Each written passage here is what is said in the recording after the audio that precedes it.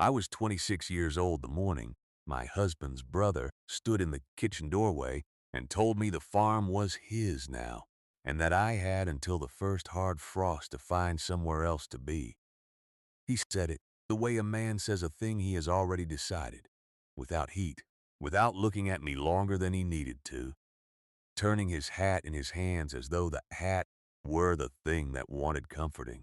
Caleb had been 3 months in the ground by then, and the deed had his name and his father's name, and no provision anywhere for a wife who had come into the family without land of her own.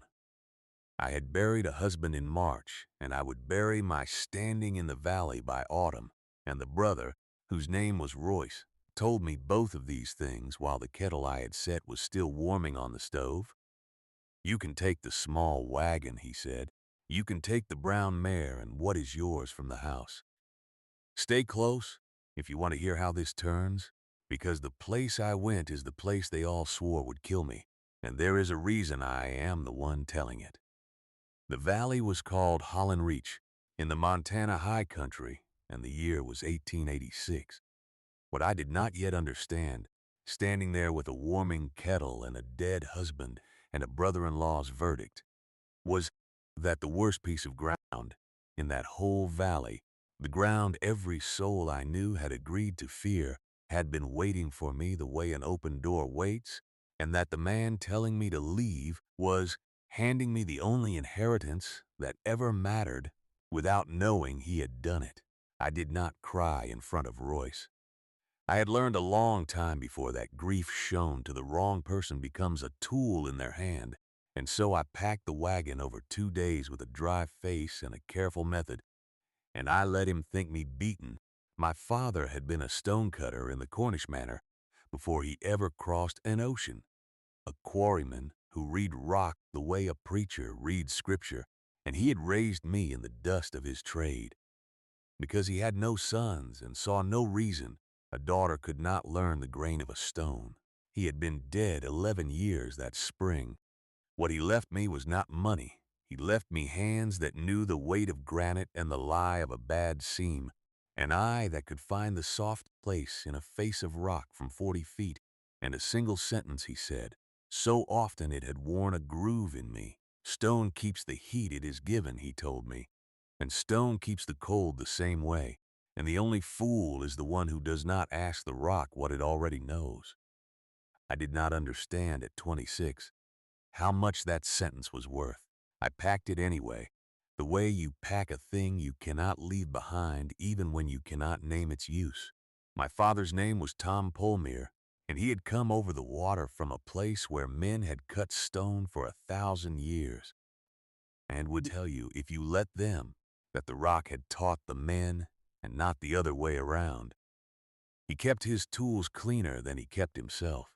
I remember him sitting of an evening with a chisel across his knee and a wet stone in his hand, working the edge by feel in the half-dark, telling me that a dull tool lies to you about the stone and a sharp one tells the truth, and that the same was so of a person.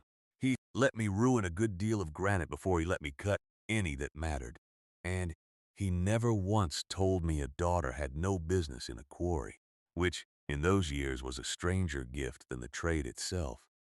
The winter he died, he had been failing through the autumn, and near the end, when his hands had gone too weak to hold the hammer, he had me hold it instead and guide it under his eye, and the last work he ever oversaw was a hearthstone I dressed for a neighbor's kitchen, square and true. He looked at it a long while. "You have it," he said. "The stone will keep you if you keep faith with it." I was 15, and I thought he meant only that I would always have a trade. I did not understand that he had handed me the whole of how I would one day stay alive. There was one place in Holland Reach that a person could go and pay nothing and be turned away by no living owner, because no living owner would have it. East of the river, where the land lifted into a shoulder of gray rock, sat the old quarry the Territory Company had opened and abandoned 20 years before.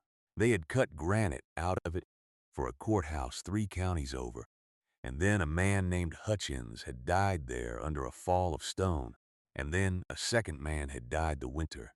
after of cold and bad luck. And after that, the company had pulled its tools and left the pit to the weather. The valley had decided, in the slow committee way that valleys decide things, that the quarry was cursed. Mothers kept children from it. Men would ride the long way around rather than cross its lip.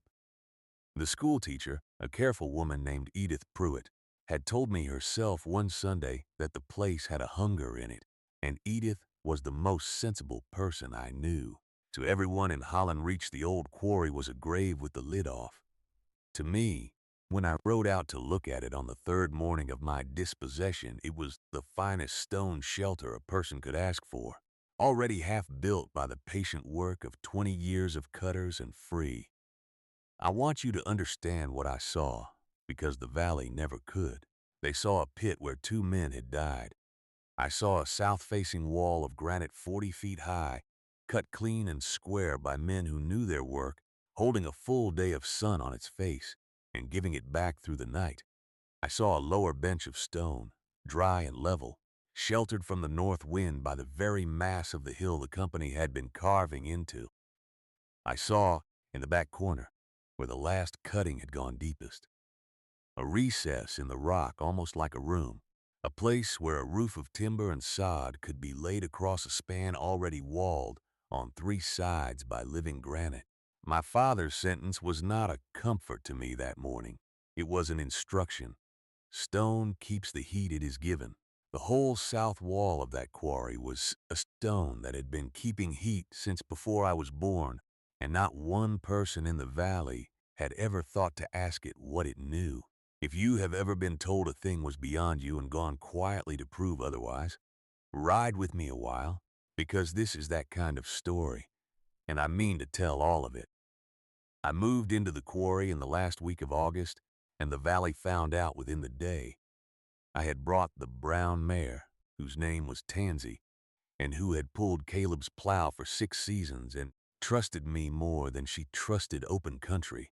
And I had brought my father's tools wrapped in oilcloth, the points and the pitching chisels and the heavy hammer with the hickory handle worn to the shape of his grip and then to the shape of mine. The first man to ride out and see what I was doing was Royce himself, who came not from concern but from the particular discomfort of a man who has cast a woman out and then learns she has landed somewhere he can see from his own high field. He sat his horse at the lip of the quarry and looked down at me where I was clearing the lower bench, and he laughed once, not cruelly, which was worse than cruelty. "You'll be in the churchyard by Christmas," he said, "living in a dead man's hole." He called it that, the hole, and the word traveled home with him, the way words do, and by the next Sunday, it had hardened into something the whole valley could hold in its mouth. The widow in the hole. That is what I became to Holland Reach in the space of a week, and I let them have it because a person clearing 40 feet of granite by hand has no breath to spend on what a porch full of men decides to call her. The man who said it loudest, and who I will not pretend I have forgotten, was Royce's neighbor and friend, a prosperous cattleman named Vance Tillman. Tillman owned the best bottomland in the valley and a frame house with glass in every window, and he carried himself with the ease of a man who had never once been wrong in a way that cost him anything. He took up my situation as a kind of entertainment. At the store, on the long porch where the men of Holland Reach settled the world between them, he would ask whoever was near whether the widow had frozen in her hole yet, and the porch would laugh because Tillman was the sort of man whose confidence gives other men permission. I heard about it the way you hear about everything in a small valley, second-hand and complete. I did not answer it. I went on clearing the bench and squaring the recess and reading the south wall with my hands, and I let Vance Tillman be the voice of the thing because a story needs a voice to push against, and his was the voice the valley had chosen. There was one person who did not laugh. Edith Pruitt, the schoolteacher, rode out to me in the second week of September, alone, with a basket of bread and a face full of trouble, and she told me plainly that she thought I would die out there and that she could not in. Conscience let me do it without saying so. She had been the one to call the place hungry, and now she sat on the lower bench with her basket in her lap and watched me work and could not make her warning fit what she was seeing. I told her about my father, then more than I had told anyone in the valley, about the quarries in the old country and the way he read stone, and I told her his sentence, that stone keeps the heat it is given. She did not believe me, not that day. She did not laugh either, though, and when she rode home, she carried the seed of a question instead of the comfort of an answer. And that question, planted in the only careful mind in Holland Reach, would matter more before the winter was over than either of us could have known. Through September and into October, I built.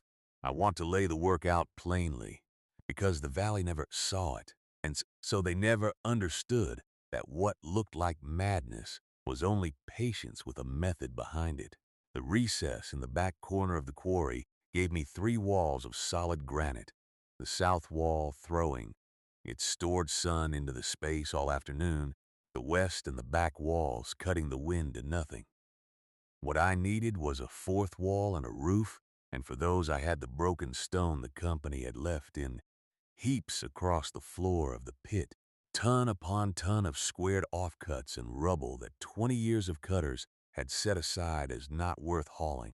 I built my 4th wall the way my father built a retaining face, not mortared but fitted, each stone chosen for the way it sat against its neighbors, the weight of the wall locking itself together so that the harder the cold pressed the tighter it stood.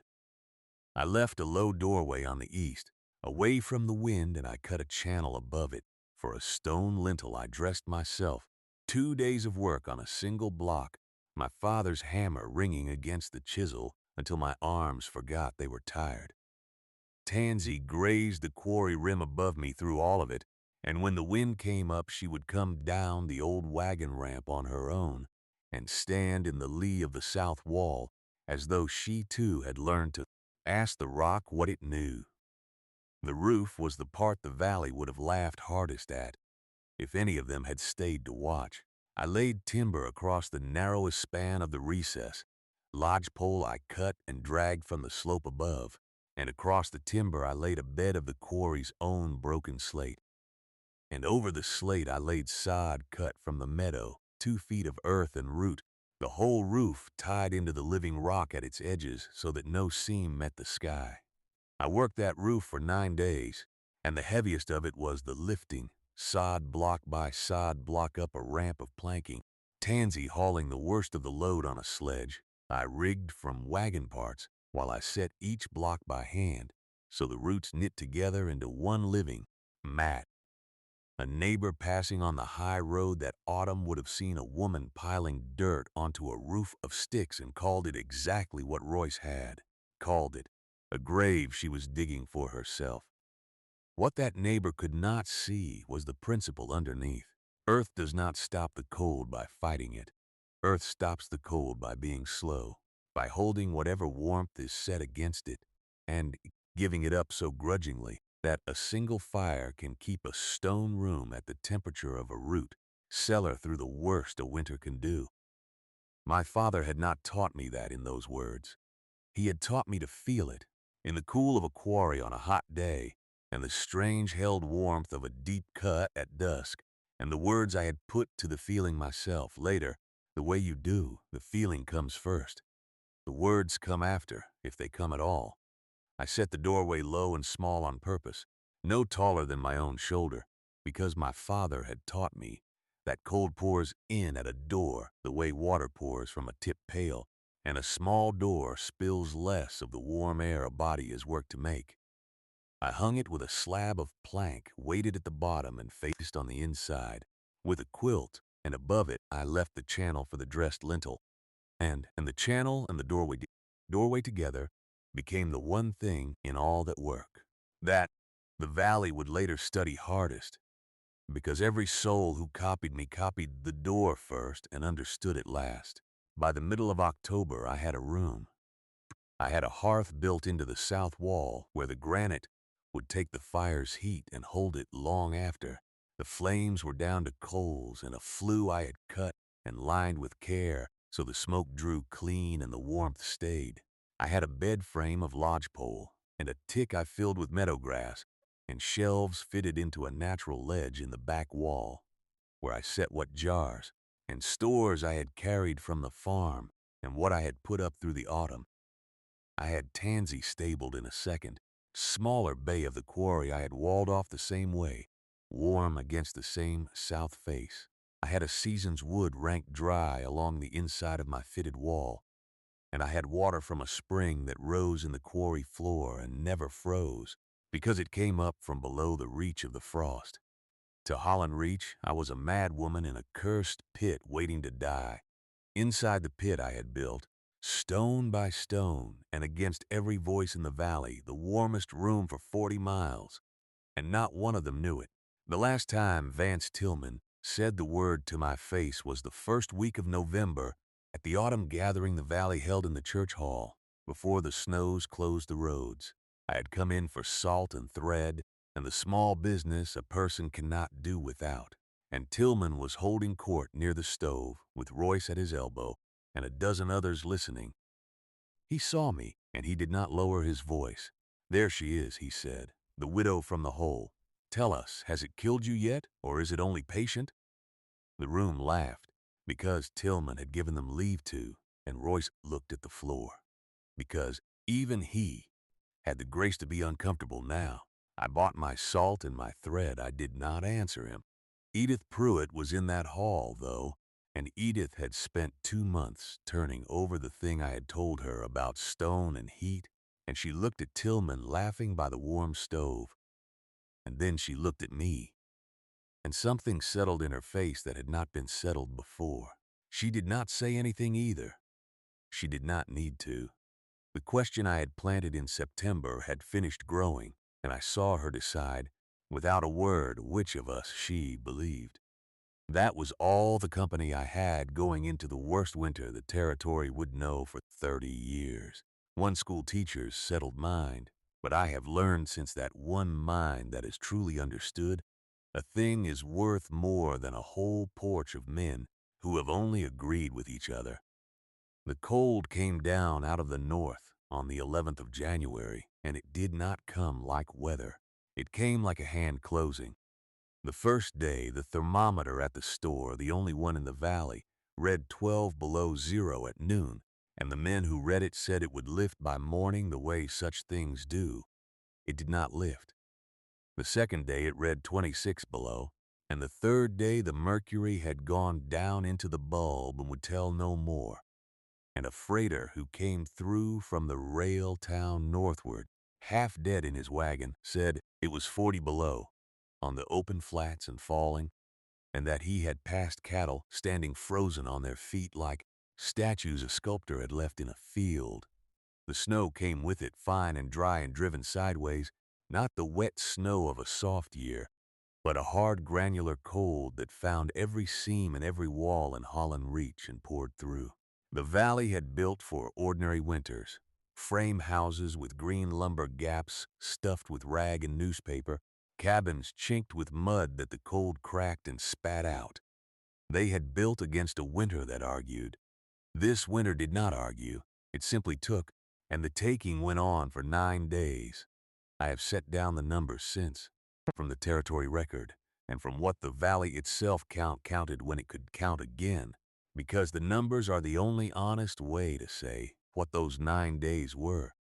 The Hartley family, 4 of them in a frame house on the North Road, burned their furniture on the 6th day and their fence rails on the 7th, and were found on the 8th by a neighbor breaking through, alive but with the father's hands frozen past saving. Old Dyer, who lived alone above the ford and had told Royce the quarry would kill me, was not found until the thaw. The Mercer place lost both their milk cows and their seed stock and a boy's 3 toes. The Vinson family, 6 of them in a sodden frame house on the river bench, kept alive by crowding into the one room with a stovepipe and burning the very door frames. If the cold broke, and the grandmother among them did not see the spring. Up and down Holland reached the count of the dead, came finally to 11 souls, in a valley of perhaps 200, and the count of the maimed and the frostbitten ran past 40. I have thought, in the years since, about how each of those households had been counted among the safe and settled people of the valley, with deeds and standing and frame houses, the very people who had agreed among themselves that a widow in a quarry would freeze, and how the winter went through their tight, respectable walls, like a notice served on a door, asking nothing of their standing and granting nothing for it. Vance Tillman, with his frame house and glass windows and his confidence, burned through a winter's wood in 5 days and spent the last 4 of the cold in a single room, with quilts nailed over the windows, and his family in their coats, and he did not lose anyone, but he came nearer to it than a man like him ever expects to come, and he knew it. In the quarry, against the south wall of stone that had been keeping the sun since before any of us were born, I was warm. I will not dress it up.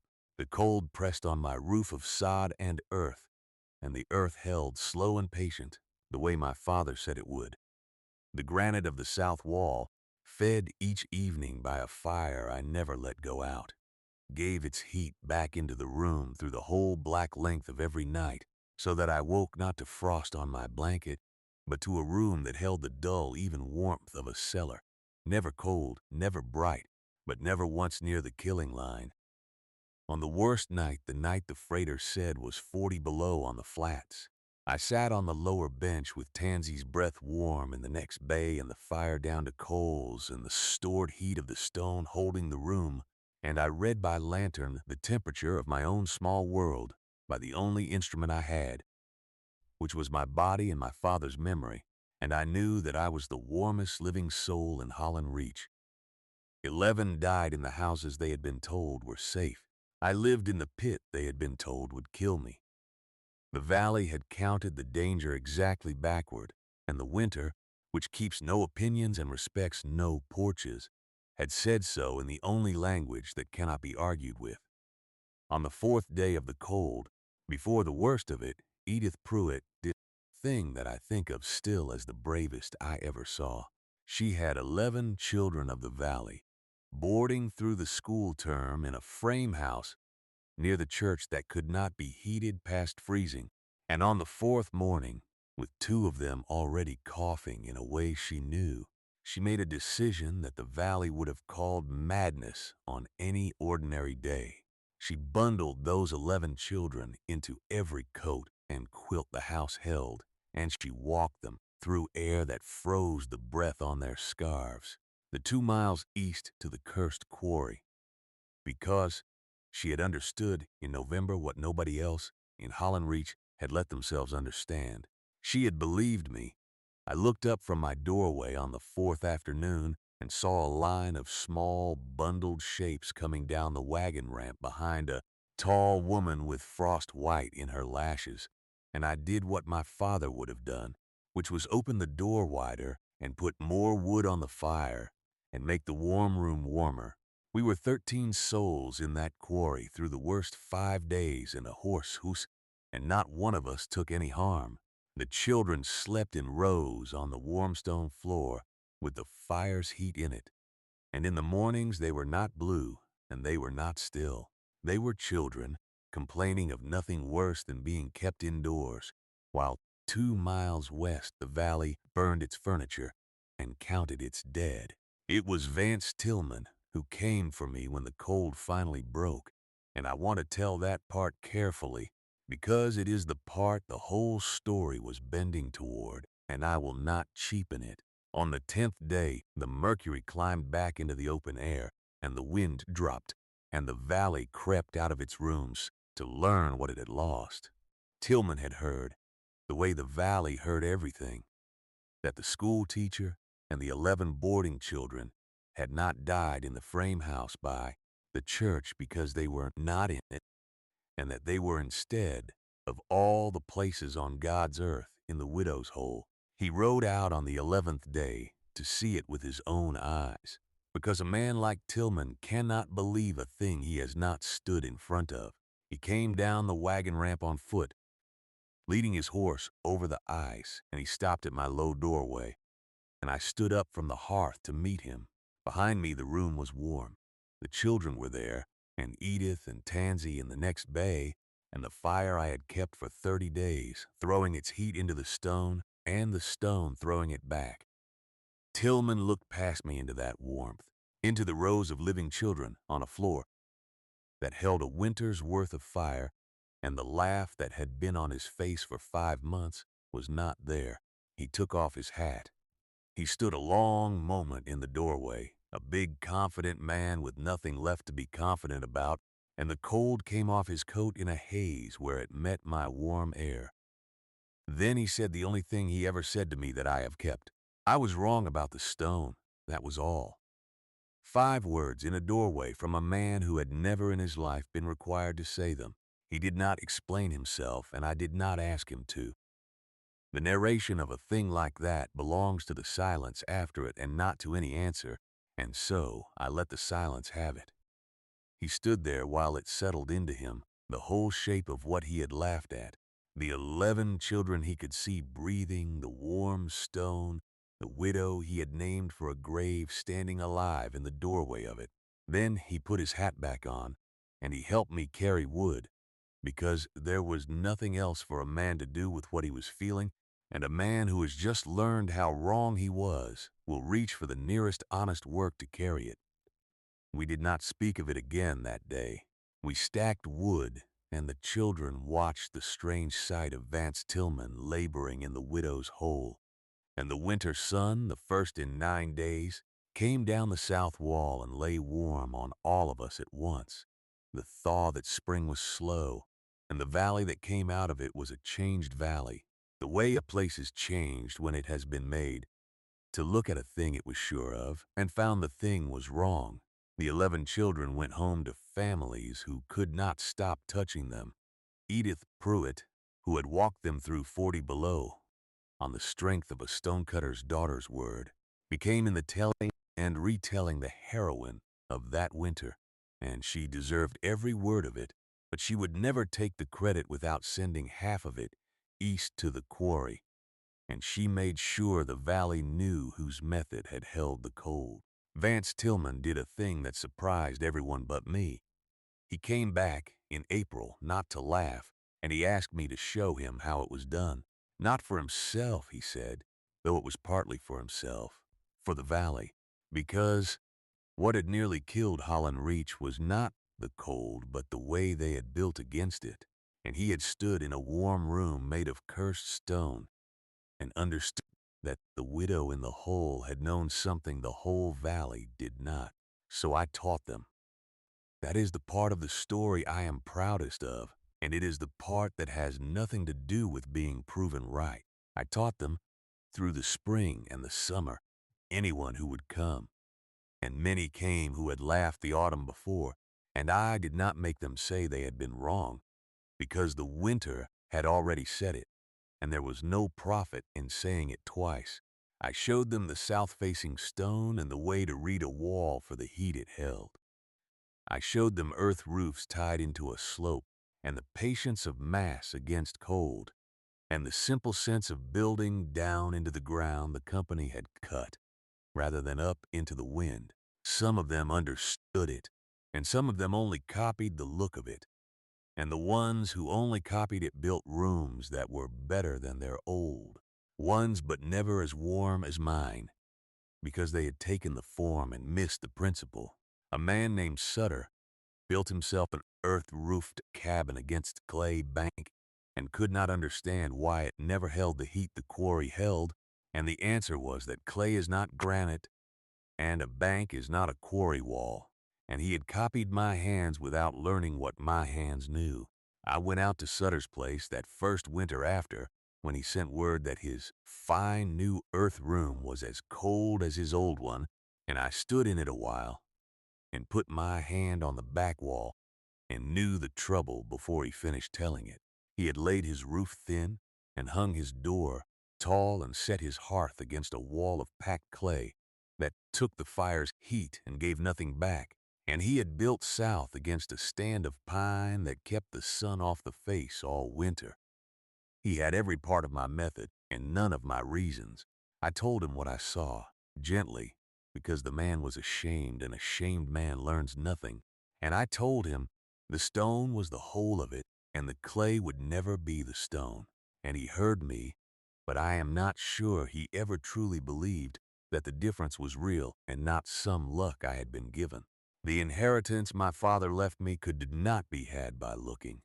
It had to be understood, and understanding does not pass from one person to another as easily as a shape does. That is the thing I learned teaching them. That knowledge is not the same as imitation, and the only kind that lasts is the kind a person takes the trouble to understand all the way down. I lived in the quarry for 41 years. I want to set that number down plainly, because the valley that gave me until the first frost to be gone got instead a neighbor for 4 decades and outlived several who had laughed loudest. Royce sold the farm and went west within 5 years, and I never knew what became of him, and I found, when I searched myself for any feeling about it, that I had none left to spend. Vance Tillman became of all the unlikely things, my friend, and the most committed of all the students I ever had. And when he built his own winter rooms against a stone face on his bottomland, he built them, right? Because he was the one mocker who took the trouble to understand instead of copy, and he never tired of telling new families in the valley that the safest place he knew of in a hard winter had once been the place they all swore was cursed. The territory surveyor, a young man named Beckett, who came through in the autumn of 1889 to map the eastern reach, spent 3 days measuring my quarry and writing in his book, and he set down the method in his report in careful detail. The south wall and the earth roof and the mass of held stone, and called it in his neat hand a sound and replicable winter shelter, and that report went into the territory record where it outlived him and outlived me and sits there yet for anyone who cares to find how the widow in the hole kept 13 souls warm through the cold of 1887. I am an old woman now, and the quarry is still warm. The valley calls it by my name these days, not the hole anymore, and the young ones who come to see it do not know there was ever a curse on it, only that an old woman lives in a stone room that does not freeze, with a fire and a granite hearth and a deep cool spring in the floor, and a long line of dogs and horses behind her, each one buried up on the rim where the sun comes first. Tansy was the first of them, and she lies up there still, and there have been others since, and there is a young horse cropping the rimgrass for this fish morning as I set this down, in the same lee of the same south wall where the first one learned to come in out of the wind. The stone has not changed. It keeps the heat it is given, the way my father said, and it will keep it long after I am up on the rim myself, because granite does not forget what it was taught any more than a true mind does. Edith Pruitt is gone these many years, and Vance Tillman, and all the porch that laughed, and the surveyor in his neat hand, and the 11 children grew old, and most of them are gone too. But the warm room remains, cut by men who died, and finished by a woman they said would die, and it has not yet failed anyone who understood it. The valley feared a grave with the lid off. What was down in the dark of it all along was not death. It was the patient warmth of held stone, waiting, the way my father waited in his trade, and the way the rock waits in the hill, for someone to come who would ask it what it knew. I asked. It answered, and on a cold morning, when the sun first finds the lip of the old quarry and pours down the south wall into the warm room cut from cursed rock, you can see, if you stand far enough back, the one thing the valley took 20 years and 11 dead to learn, which is that the warmest places are most often the ones the frightened have already given up.